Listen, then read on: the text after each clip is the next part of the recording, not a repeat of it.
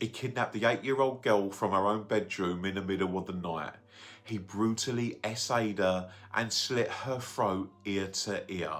But you will not believe the girl's will to survive. The air in Dickinson, Texas on the night of the 10th of August 1990 was thick with the kind of humid heat that clings to your skin.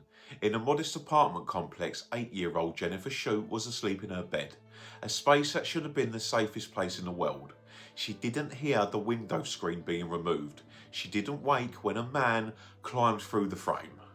What followed was a descent into a living nightmare. Jennifer was abducted from her own bedroom, carried out into the darkness by a stranger. He took her to a secluded, weed-choked field behind a high school, a place where the silence of the night was absolute. There, the predator became a monster. Jennifer was subjected to a level of brutality that defies logic. She was SA'd with a ferocity that left her body broken, but her attacker wasn't finished. To ensure she could never identify him, he took a blade and drew it across her throat.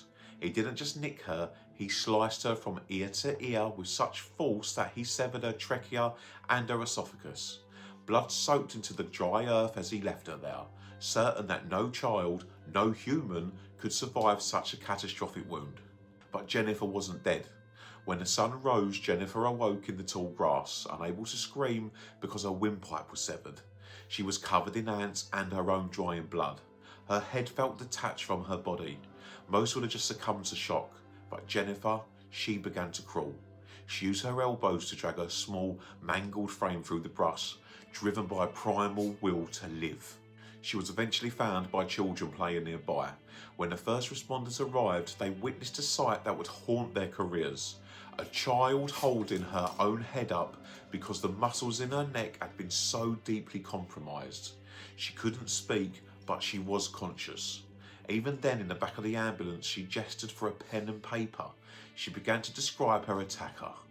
For 2 decades, the case went cold.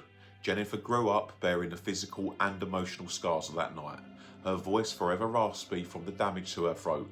The DNA technology of 1990 wasn't enough to catch him, but Jennifer never stopped pushing.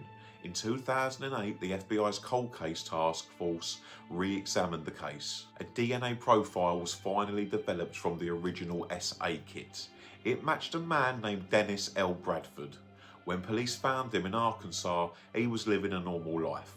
He had vanished into the background of society while his victim lived every day with the memory of his blade.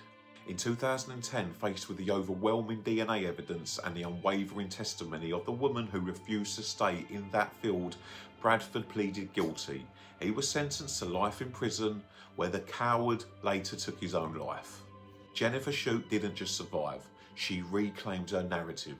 She proved that while a monster can take a child's voice, they can never truly silence a soul determined to see justice done.